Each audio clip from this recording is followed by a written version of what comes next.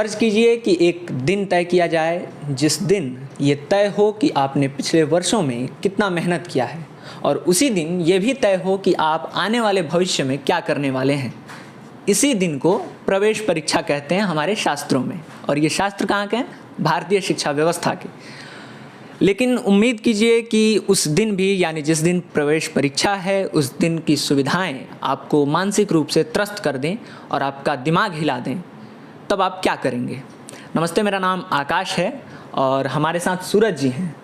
इन लोगों ने मिलकर पिछले दिनों से ही एनटीए को लेकर एक बॉयकॉट ट्रेंड कराया था हैशटैग ट्विटर पे, कि उसका विरोध किया था एनटीए का, और बीएचयू में जो एंट्रेंस एग्ज़ाम हो रहे हैं उसको लेकर पूरा ये मामला था। उसे लेकर हम लोग बातचीत करने के लिए सूरज जी से आए हैं, और सूरज जी जो हैं मालवीय एकेडमी चलाते हैं, बीएचयू वर्ल्ड के एडमिन हैं। तो हम बातचीत करेंगे कि आखिर एनटीए का बायकॉट क्यों हो रहा है और बीएचयू के एंट्रेंस एग्ज़ाम को कैंसिल करने की मांग क्यों हो रही है। पहले तो सर स्वागत है आपका, बहुत बहुत धन्यवाद आकाश जी, और विशेष धन्यवाद इस बात के लिए कि जब 1.5 लाख से ज़्यादा ट्वीट हो गए, 2000-3000 ट्वीट होता है तो चीज़ें ट्रेंडिंग में आ जाती हैं। 1.5 लाख से ज़्यादा ट्वीट होने के बाद भी मीडिया जगत के किसी भी व्यक्ति ने इस पर ध्यान नहीं दिया। हैशटैग बायकॉट एनटीए बहुत देर तक, 2 घंटे तक लगभग ट्रेंड करता रहा। अच्छा, एनटीए का विरोध क्यों कर रहे हैं, प्रश्न आपका ये है। आपको ज्ञात होगा कि पहले बीएचयू की प्रवेश परीक्षाएं जो है स्वयं बीएचयू कंडक्ट करवाता था। नेशनल एजुकेशन पॉलिसी जब एनईपी, न्यू एजुकेशन पॉलिसी 2020 जो जब लागू किया गया, तो उसमें ये बोला गया कि केंद्रीय विश्वविद्यालयों के लिए एक परीक्षाएं होंगी, लेकिन नीति स्पष्ट नहीं हो पाई कि कब होगी। कुल मिला जुला के फिर बातें ये आई कि बच्चों को तो इंटरेस्ट तो देना है, एडमिशन तो लेना है, तो बच्चे वहीं से इस संशय में इस बार आ गए हैं कि हमारा एडमिशन आखिर बीएचयू में होगा कैसे। कोविड का दौर चल रहा था, बातें निकल के आई कि मेरिट बेस्ड लेंगे। मेरिट भी कैसी, तो 10th के आधार पर 11th की मेरिट, 11th के आधार पर 12th की मेरिट, उसके मेरिट बेस पे एडमिशन ले लेंगे। तो बच्चे पहले इस रूप से त्रस्त हुए कि हम घर में पढ़ाई कर रहे हैं, कोविड काल में बंद होके आप मेरिट बेस्ड कर देंगे तो हमारा भविष्य क्या होगा। फिर ये मामला टला। छात्र की आप एक मानसिक स्थिति को समझिएगा। कई बच्चे ये बोल रहे हैं कि इस बात को लेकर ट्रेंड करवाया जा रहा है कि क्वेश्चन टफ था। ये तो मुद्दा ही नहीं है हमारा, क्वेश्चन और टफ दे दो आप। हाँ, ये सोशल मीडिया पे हो रहा है, और टफ दे दो ना क्वेश्चन। आप क्या करो कि क्लास 6 के बच्चे को कैलकुलस पढ़ा दो, हमको क्या दिक्कत है, और टफ कर दो। एनटीए को अगर ये लगता है कि मैथमेटिक्स के क्वेश्चन सॉल्व करने से अच्छे अधिवक्ता बन सकते हैं, तो और उनको कैलकुलस का पोर्शन क्यों नहीं दिए और बराबर मैथमेटिक्स सॉल्व करवाओ। आपको अच्छे अगर जज चाहिए तो आपको मैथमेटिक्स बनाना है तो बनवाइए। एग्रीकल्चर के फील्ड में जो है आप वहाँ क्या कहते हैं, रीजनिंग डाल दीजिए। कैसे गेहूं मान लीजिए उपजेगा तो उसमें रीजनिंग की योगदान है ना, उसमें पूरा रीजनिंग लगा के गेहूं उपजाया जाएगा। खैर, ये बातें अलग है, इस पर हम है ही नहीं, ये चर्चा ही नहीं कर रहे हैं। एक छात्र की मानसिक स्थिति को समझने का प्रयास करिएगा, और पूरा जब तक आप नहीं होलिस्टिक वे में समझेंगे मुश्किल होगी। एक छात्र जब पढ़ाई करता है तो ऐसे ही कई तरह की चीज़ें उसके दिमाग में चलती रहती हैं। पढ़ाई एक ऐसा चीज़ है कि कंसंट्रेट होना अपने आप में बहुत मुश्किल चीज़ है, और जब कंसंट्रेट हम करते हैं उसके बाद अगर हमारे मन में कई और चीज़ें आएँ तो निश्चित हम जो है डाइवर्ट होंगे। तो पहले तो हुआ कि मेरिट बेस्ड जो है वो होगा, छात्रों ने इसको लेके कई ट्रेंड चलाएं, तो ये हुआ कि नहीं मेरिट बेस्ड नहीं होगा, एंट्रेंस लेगा। ये क्लियर नहीं हुआ कि बीएचयू लेगा या एनटीए लेगा। कुल मिला के इन्होंने फिर क्लियर नहीं किया, अचानक इन्होंने क्लियर किया कि एनटीए लेगा। तो बहुत अच्छी बात है, कोई एग्ज़ाम ले, एग्ज़ाम तो कोई भी ले सकता है। तो एनटीए की एग्ज़ाम लेने की बारी आई। इन्होंने फिर अपना सिलेबस पैटर्न जो एज पहले बीएचयू एंट्रेंस का था उसको उठा कर डाल दिया। अगर इनको प्रश्नों को, लेवल को बढ़ाना था तो थोड़ा सा 1 महीने पहले भी प्रोस्पेक्टस में अगर लिख देते तो बच्चे पढ़ाई करते। आप मान लीजिए छात्र हैं, आप अगर किसी प्रवेश परीक्षा की तैयारी करेंगे तो किस आधार पर करेंगे? जो प्रीवियस ईयर्स में क्वेश्चन पूछेंगे उसी आधार पर करेंगे। ये तो एक कॉमन अप्रोच है। अगर आपको उस तरीके के प्रश्न ना दिखें तो कहीं ना थोड़ी बहुत तो मान लीजिए चीटिंग है। अब चीटिंग कहेंगे, कैसी चीटिंग है? एक बच्चा 1 साल मेहनत करता है और जिस पैटर्न पे पहले परीक्षाएं हुई हैं उस पैटर्न पे उसको प्रश्न नहीं आता है, और दूसरा बच्चा 1 दिन भी मेहनत नहीं करता है, दोनों परीक्षा भवन में जाता है, दोनों जो है दोनों को प्रश्न उतना ही टफ लगता है। तो बताइए, जो बच्चा 1 साल मेहनत किया उसके साथ चीटिंग है या नहीं? क्योंकि दूसरा तो 1 भी दिन मेहनत नहीं किया, उसके लिए तो कोई मायने नहीं रखता। वो तो कहेगा ना कि हाँ बहुत अच्छा बहुत अच्छा, उसको अधिकार है टफ पूछने का, क्योंकि उसने मेहनत नहीं किया है। वो बोलेगा कि और टफ पूछो और टफ पूछो। जिसने मेहनत किया है जो रात को जग जग के अपने खून को जलाया है उसको पता है कि 10 घंटा 12 घंटा जग के मेहनत करने का क्या परिणाम मिलना चाहिए। अब उसके बाद अगले कदम की ओर बढ़े तो उसके बाद क्या हुआ कि एनटीए एग्ज़ाम के डेट घोषित कर दिए। एग्ज़ाम डेट घोषित करने के बाद जो है एडमिट कार्ड जब आने की बारी आई तो कई एग्ज़ाम में इतनी बड़ी दुर्व्यवस्था देखी गई कि 6 तारीख को एग्ज़ाम है बीएससी एग्रीकल्चर का और 5 तारीख को इन्होंने 2 बजे एडमिट कार्ड जारी किया। यही नहीं, सुबह 7:30 बजे रिपोर्टिंग टाइम जो है वो ख़त्म हो रही है, आप उसके बाद रिपोर्ट नहीं कर सकते सेंटर पे।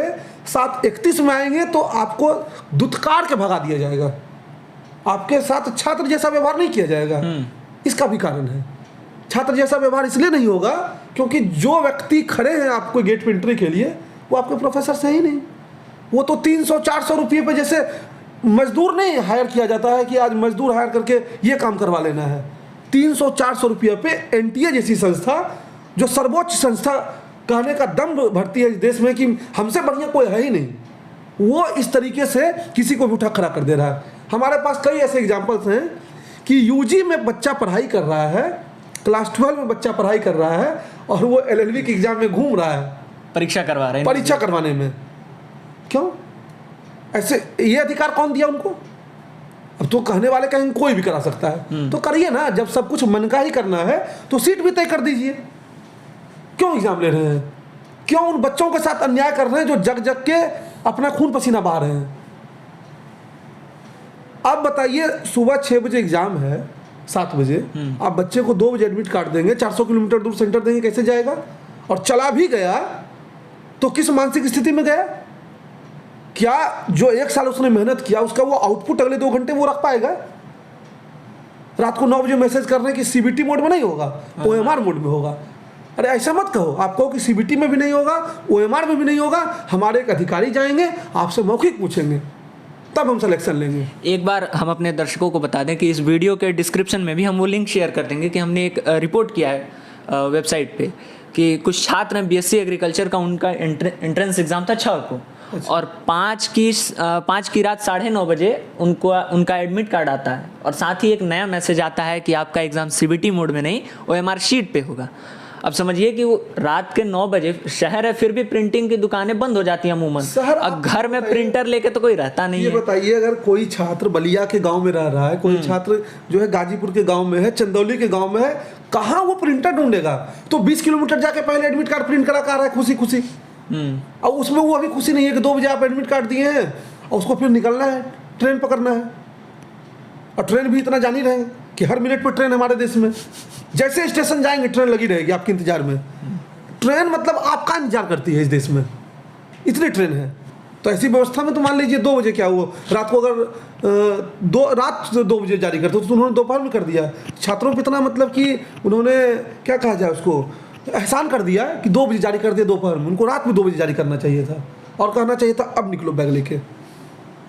तो इस व्यवस्था में छात्रों को एग्जाम देना है। बीएचयू के एंट्रेंस एग्जाम पे आ जाते हैं। इसके पहले भी बीएचयू अपना एंट्रेंस एग्जाम खुद कराता था, लेकिन इस बार से एनटीए ने कराना शुरू कर दिया और तभी ये सारी चीज़ें, ये जो गड़बड़ियां हैं वो सामने आई कि सेंटर पे कई तरह की गड़बड़ी हुई कि एडमिट कार्ड लेट से उनको मिला या फिर मोड चेंज हो गया। परीक्षा के दौरान ये बातें भी आई कि केवल अंग्रेजी में छपे हुए कंप्यूटर ही नहीं चल रहा है।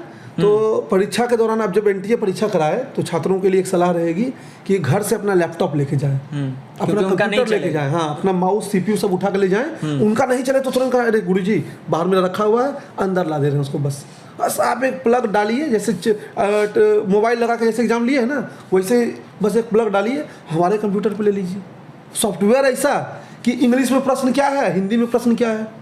इंग्लिश में प्रश्न अभी एलएलबी और बीए में मैंने एक प्रश्न, एलएलबी में एक प्रश्न देखा कि 5% जो है नोमिनेटर इंक्रीज करता है, हिंदी में है कि बढ़ता है, बस क्या बढ़ा पता नहीं, नोमिनेटर डिनोमिनेटर क्या घट रहा है बढ़ रहा कुछ है ही नहीं, बस बढ़ रहा है घट रहा है। ऐसे तरह के कई जगह मिसप्रिंट। ये बताइए कोई कोचिंग संस्थान का टेस्ट सीरीज हो रहा है क्या, मिसप्रिंट कर देंगे?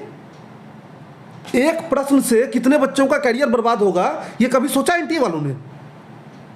जब आप में नहीं है क्षमता भाई साहब करवाने की एग्जाम, लोड लेने की क्षमता, कुछ लोग कहेंगे अरे ये तो जेई कराते हैं, नीट कराते हैं तो क्या हो गया? जेई कराते हैं, नीट कराते हैं तो उससे क्या फर्क पड़ गया? एक ही संस्था देश में 100 एग्जाम कराने लगेगी, कैसे संभव है? क्या आप हर एग्जाम को उतनी सीरियसली ले रहे हैं? अरे आप जेई करा लो, आप नीट करा लो, आप हार्वर्ड विश्वविद्यालय का करा लो, अगर 5 लाख के बच्चों का एंट्रेंस आप नहीं ढंग से करा रहे हो तो हम तो बोलेंगे ना कि आप नहीं करवा पा रहे हो। कि इसी बात पे चुप हो जाएंगे कि जेई करा रहा है हम कैसे बोल दें, नीट करा रहा है हम कैसे विरोध करें? छात्रों को तो विरोध करने का भी अधिकार नहीं है, हर तरफ से उनके ऊपर प्रेशर है। पेरेंट का अलग प्रेशर है कि तुमने पढ़ाई नहीं किया, तो छात्र करे तो क्या करें? जैसे आप लोग पढ़ाते हैं बच्चों को, आपके यहाँ लोग तैयारी करते हैं बच्चे एंट्रेंस के लिए, तो जब एग्ज़ाम हो जाता होगा तो निश्चित तौर पे वो आपको संपर्क करते होंगे कि कैसा गया एंट्रेंस या क्या समस्याएं हैं इस तरह को लेकर। तो अभी जो आपकी बातचीत हो रही है बच्चों से, क्या मानसिकता उनको वो कितने परेशान हैं, क्या उनकी समस्याएं हैं, क्या रिएक्शन क्या मिल रहा है? पहला जो रिएक्शन मिल रहा है वो तो यही है कि छात्र जब आते हैं तो सीधे रोते हुए बोल रहे हैं। अच्छा, अभी आपको कई हम रिकॉर्डिंग सुना देंगे और बिहाइंड द सीन मैंने आपको सुनाया भी कि सीधे रोते हुए, सर मेरा इतना क्वेश्चन हो रहा है, क्या मेरा हो जाएगा? और बोलते बोलते रो रहे हैं पूरा। आप कई वीडियोस देखेंगे सोशल मीडिया पे हैं जहां छात्र रोते हुए अपनी व्यथा रख रहे हैं, लेकिन उनको क्या कहेंगे? अरे ये तो पढ़ने वाला नहीं है। ये तय है कि 50,000 बच्चों ने अगर एग्जाम दिया है तो 300 बच्चों का ही होगा, 400 बच्चों का ही होगा, 500 बच्चों का ही होगा। लेकिन मुद्दा यह है कि सभी बच्चों को समान बराबरी का मौका मिलना चाहिए या नहीं। अगर 5 प्रश्न आपके प्रश्न पत्र में काले हैं तो आप तो हो गए ना पीछे। कल 1 नंबर से जब आप छट जाएंगे तो ये नहीं पूछेगा ना कोई आपके घर में कि प्रश्न पत्र काला था कि पीला था कि लाल था। आप छट गए ये पूछा जाएगा। अगर आप लीगल का एग्जाम दे रहे हैं, लीगल की पढ़ाई करते हैं, पूरा गणित उठा के डाल दे रहा है, बताइए लीगल के सेक्टर में गणित डालने की क्या उपयोगिता है? इस पर चर्चा होनी चाहिए कि नहीं होनी चाहिए? क्यों नहीं इस देश में शिक्षा व्यवस्था पर चर्चा होनी चाहिए? तो ये क्यों, जैसे ये जो हर एंट्रेंस का पैटर्न, मैकाले वाला जो एजुकेशन सिस्टम है वो आज तक जारी है। खुल के सोचने की हमको आज़ादी नहीं है। हमको जो वो बोलेंगे वो करेंगे। क्यों पढ़े मैथ हम? जब हमको लीगल की पढ़ाई करनी है, जब हमको अधिवक्ता बनना है, जब हमको जुडिशियरी में जाना है, क्यों मैथमेटिक्स की पढ़ाई करें? और आप खुद बताइए कि अगर मैथमेटिक्स की ही पढ़ाई करनी है तो क्यों नहीं मैथमेटिक्स को ही सिर्फ रखते सब्जेक्ट के रूप में? 10th के बाद क्यों आप सब्जेक्ट का क्लासिफिकेशन कर रहे हैं?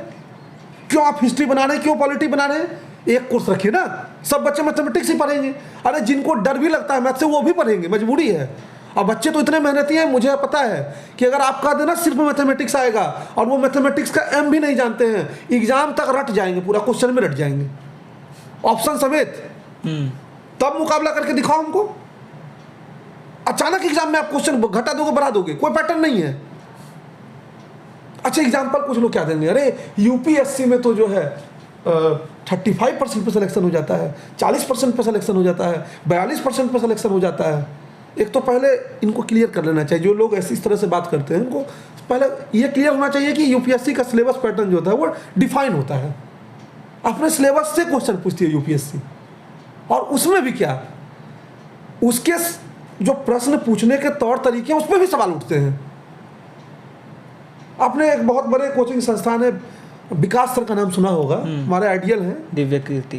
क्या वो नहीं करते हैं यूपीएससी के जब एग्ज़ाम होते हैं तो उसका विरोध? यूपीएससी के कई बार जब हिंदी भाषी छात्रों के साथ अन्याय हुआ, क्या उन्होंने विरोध नहीं किया? क्या कोई इस बात से इस बात को कोई डिसएग्री कर सकता है कि आज विकास दिव्य कीर्ति सर जो है बच्चों के लिए एक रोल मॉडल है? उनके बोलने का तरीका, उनके पढ़ाने का तरीका बच्चों के दिल में घर कर जाता है। तो विरोध कर दिए तो नेता थोड़े हो गए वो, तो छात्रों के हित में खड़े होंगे ना। जब छात्रों के साथ, अब कितने बच्चों का चयन होगा ये बताइए? अगर हम ये कह रहे हैं कि हिंदी भाषी छात्रों के साथ भेदभाव हो रहा है सिविल सर्विसेज में, तो ये अब कह के नहीं बचा जा सकता ना, कहीं 200 ही बच्चों का तो चयन होगा, 2 ही बच्चों का चयन हो, लेकिन मौका बराबरी का मिलना चाहिए। जैसे आप लोग भी जब ट्रेंड करा रहे थे तो मैं देख रहा था वो सारी चीज़ों को बहुत करीब से। हम ट्रेंड नहीं करा रहे थे, हमने बस बच्चों को बताया। हाँ, ट्रेंड बच्चों ने कराया। आप लोग की इसमें भूमिका एक चीज़ है, हाँ, ये बच्चे 12th के हैं, इनको कोई प्लेटफॉर्म ही देने वाला नहीं है। बच्चे रोते रह गए सेंटर पे, कौन मीडिया इनको पूछा? आप दिखा दीजिए इनको कहीं मीडिया पे, हम आपको हजारों वीडियो दिखा देते हैं जो बच्चे ने खुद बना के जो सोशल मीडिया पर अपलोड किया है। जब बच्चों को कोई नहीं पूछेगा, बच्चे हमारे हैं, हम बच्चों से दिल से जुड़े हैं, तो हम तो पूछेंगे ना, भले ही हमारे ऊपर कितना प्रेशर बना दो, कुछ भी हमको बोल दो, का दो चोर है, नेता बनना चाहता है, राजनीति कर रहा, कुछ भी कर दो, हमको उठवा लो, लेकिन हम बच्चों के साथ हैं तो खड़े रहेंगे, अंत तक खड़े रहेंगे। तो यही आरोप आप लोगों पे कल कुछ लोग जो है कमेंट कर रहे थे उस ट्रेंड में, या ट्वीट कर रहे थे इस तरह के लेकर, जो आपसे अलग विचार रखते हैं और उनका मानना है कि जो ठीक है। कितना तो ट्वीट था उनका? मेरा सवाल सुन लीजिए। वो कह रहे थे कि जैसे एक थोड़ा क्वेश्चन अगर टफ आ गया तो हो सकता है कि आपके कोचिंग से लड़के कम निकलें, इसलिए आपको लग रहा है कि थोड़ा विरोध कर लिया जाए, हल्ला मचाया जाए, ऐसा कुछ है मतलब? ये बातें जो है 2019 में भी हुई थी। 19 में भी बीए में जो है बिना डिफाइंड सिलेबस के प्रश्न आया था, और रिजल्ट जब आया तो रैंक 1 था। ठीक है। 2020 में भी हमने रैंक 1 दिया है। अच्छा। और 21 का भी रिजल्ट आप देख लीजिएगा। पहले क्या बोले, पहले सर कुछ नहीं बोला जाता है ना। 21 का भी जब रिजल्ट आएगा तो देखिएगा। और मैं तो एक चीज़ कहूँगा कि प्रश्न कितना ही टफ क्यों ना दिया हो, अगर 10 प्रश्न भी आया है तो हमारे पढ़ाए हुए से ही आया है। अगर करंट अफेयर में 4 प्रश्न आया है डायरेक्ट, और इनडायरेक्ट तो कई आए हैं, तो जो 2-3 प्रश्न आए वो हमारे ही पढ़ाए हुए आए हैं। जैसे होता है ना, कई बार क्या होता है कि मान लीजिए, वही बात है कमज़ोर बच्चे वाली बात है कि हमने मान लीजिए 1 साल मेहनत किया, ठीक है, और आपने एक भी दिन मेहनत नहीं किया। अब प्रश्न पत्र जो है आप गए, हम दोनों मैथमेटिक्स के एग्जाम देने जा रहे हैं, उनको केमिस्ट्री दे दिया, तो हम दोनों के लिए तो बराबर है ना। तो हम अगर विरोध करेंगे, अगर प्रश्न पत्र टफ था, तो आप तो कहेंगे ना ठीक है, टफ तो देना ही चाहिए, आपने पढ़ाई नहीं है। तो जिन लोगों ने पढ़ाया ही नहीं है वो तो कहेंगे ना कि अरे वो तो बहुत पढ़ा दिया। बच्चे तो इस बात से खुश थे कि 12-12 घंटे की क्लास जो है वो चली है, लगातार हमने पढ़ाया है। जितने बाहर के इंस्टीट्यूट्स हैं, जो लोग 1000 रुपये 500 रुपये में लास्ट महीने में क्रैश कोर्स ला देते थे, हमने 2-3 महीने पूरा फ्री कर दिया कोविड में। एक दिन में 10-10 घंटे की क्लास कर दी। तो सब तो परेशान हो गए इस बात से कि क्यों फ्री कर दिया। हमको उसको लेके भी कॉल आए, मार्केट ख़राब कर रहे हैं, चूँकि हम इसको मार्केट ही नहीं मानते हैं। हम तो बच्चों को अपना मानते हैं, चाहे वो पेड हो अनपेड हो, कोई हमको फ़र्क नहीं पड़ता है। जो चीज़ पढ़ाएंगे पूरी तन्मयता से पढ़ाएंगे। तो जिनका मार्केट ख़राब हो रहा है, जो पढ़ाए ही नहीं है, वो तो बोलेंगे ना इस बात को। और बच्चे बोलेंगे आपको ये बात कि सूरज सर कितना पढ़ाए हैं, सूरज सर कितना नहीं पढ़ाए, ये तो बच्चे बताएंगे। जो भी, और वैभव सर, ऋषभ सर, जो भी हमारी टीम BHU वर्ल्ड में पढ़ाते हैं, ये तो बच्चे बताएंगे। ये प्रश्न हमारे लायक नहीं है। हमारा अगर निगेटिव क्रिटिसिज्म करना है तो आप बच्चों के रिव्यू लीजिए, और बच्चे निगेटिव बोलते हैं तो उसको निगेटिव मानिए, तब हम में कहीं ना कहीं जो है वो गलती है, इस बात को हम एक्सेप्ट करते हैं। तो पूरा समस्या देखने के बाद अगर आपसे ये कहा जाए कि आपको क्या लगता है क्या सुधार है, और क्या एक तरह से कह लें कि आपकी डिमांड क्या है कि क्या चीज़ें ठीक हो जाए तो सही हो जाए व्यवस्था? 2 चीज़ें हैं कि हमारे हाथ में क्या, पहले हमको ये देखना होगा। हमारे हाथ में हमारी मांग को आगे रखना, ठीक है। हमने अपनी मांग रख दी, मांग में हमने 2 चीज़ ट्रेंड करवाया। कुछ चीज़ें जो है वो संकेतात्मक होता है। बैकआउट एनटीए का मतलब हमारा ये नहीं कि एनटीए को बंद कर दो, एनटीए में सुधार की आवश्यकता है, कहने का तात्पर्य ये है। तो पहले तो एनटीए में सुधार की आवश्यकता है। एनटीए जिस तरीके से परीक्षाओं को आयोजित करा रहा है और +2 के बच्चों को खड़ा कर दे रहा है 300-400 रुपये में, बदवा मजदूर की तरह इन्विजिलेटर के रूप में, ये काम बंद करे। एक प्रॉपर बच्चों के साथ ट्रीटमेंट होना चाहिए। कोई एहसान नहीं कर रहे एग्जाम लेके 600, 700, 800, 1000 रुपये फी ले रहे हैं, तब बच्चे 2 घंटे बैठते हैं जाकर सेंटर पे। उनको समुचित व्यवस्था मिलनी चाहिए, कंप्यूटर बंद नहीं होना चाहिए, टेक्नीशियन होने चाहिए। बच्चों को अगर एग्ज़ाम देने नहीं आ रहा है तो समझाने के लिए होनी चाहिए। सारी व्यवस्थाएं ये तो सुदृढ़ होनी चाहिए। दूसरी चीज़, आपका सिलेबस पैटर्न फिक्स होना चाहिए, या आप ये खुल के कह दीजिए कि हम कुछ भी पूछेंगे। अगर आप कुछ भी पूछेंगे तो बच्चे कुछ भी पढ़ेंगे। अगर आप ये कह के भेज रहे हैं कि हम 15 क्वेश्चन मैथ से पूछेंगे, 15 क्वेश्चन रीजनिंग से पूछेंगे, और तब जाके 22 क्वेश्चन अगर आप मैथ्स का डाल दे रहे हैं, तो आप बच्चों के साथ चीटिंग कर रहे हैं। ये इस चीज़ का विरोध है। आप कुछ भी डालो ना, कुछ भी प्रश्न डाल दो उठा के कैलकुलेशन। हमको क्या है, एक बच्चा नहीं बनाएगा, सब बच्चा नहीं बनाएगा। तो सिलेबस का डिफाइन होना बहुत इंपॉर्टेंट है, पहली चीज़ तो ये। और दूसरी, व्यवस्थाओं का सही होना बहुत ज़रूरी है। अब बात आती है इस एग्ज़ाम के ऊपर कि हमारी डिमांड क्या है। तो हमने 2 हैशटैग ट्रेंड कराया, एक बैकआउट का हमने आपको क्लियर कर दिया, दूसरा हमारा है cancel BHU entrance. Cancel BHU entrance का तात्पर्य ये है कि बड़े स्तर पे चूंकि धांधली हुई है इस एग्ज़ाम में, इसको हम धांधली बोलेंगे, स्कैम बोलेंगे, सभी बच्चों को समुचित मौका नहीं मिला है, तो री एग्ज़ाम कंडक्ट कराया जाना चाहिए। अब प्रशासन देखे इस चीज़ को कि क्या सुविधाजनक है, क्या किया जा सकता है। हमारी मांग थी, हमने पहुंचाई। एक बच्चे के साथ भी अगर गलत हुआ है, उसको पूरा अधिकार है उसके अगेंस्ट वो बोले। अब कुछ लोग कहेंगे कैसे पॉसिबल है, क्यों नहीं पॉसिबल है, क्यों नहीं पॉसिबल है ये बता। जो लोग ये बोलेंगे कि कैसे पॉसिबल एग्जाम क्यों कंडक्ट होगा, कुछ सेंटर पे गलती हुई, तो कुछ सेंटर पे गलती हुई तो गलती किसकी है? बच्चे की गलती है क्या? जिस संस्था की गलती है वो जिम्मेदार है ना। हम दोनों बच्चों की तरफ से बोल रहे हैं, जिनका एग्जाम अच्छा गया उनके लिए भी बोल रहे हैं और जिनका एग्जाम बुरा गया उनके लिए भी बोल रहे हैं। सिलेक्शन तो कुल मिला जुला के देखिए 1-2% लोगों का होना है, ये तो तय है। लेकिन मौका सबको बराबरी का मिलना चाहिए, हम इसके पक्ष में हैं। अगर मौका सबको बराबरी का नहीं मिलता है तो अन्याय है उसके साथ, स्पष्ट तौर पर। ठीक है, तो ये आपकी डिमांड है। जी बिल्कुल। बहुत बहुत शुक्रिया सूरज जी हमसे बातचीत करने। बहुत बहुत धन्यवाद आकाश जी, और विशेष धन्यवाद कि आपने जो है बच्चों की आवाज़ को उठाया।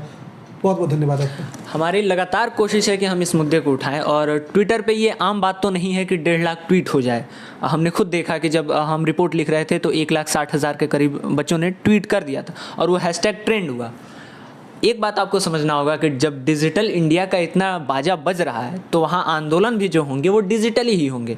तो ट्विटर पे कोई ट्रेंड चलता है तो मीडिया उसे फॉलो करती है और वहीं से सारा परसेप्शन भी बिल्ट होता है। ये सब कोई जानता है कि शाम को जो डिबेट होती है उसका फॉर्मेट कैसे तैयार होता है।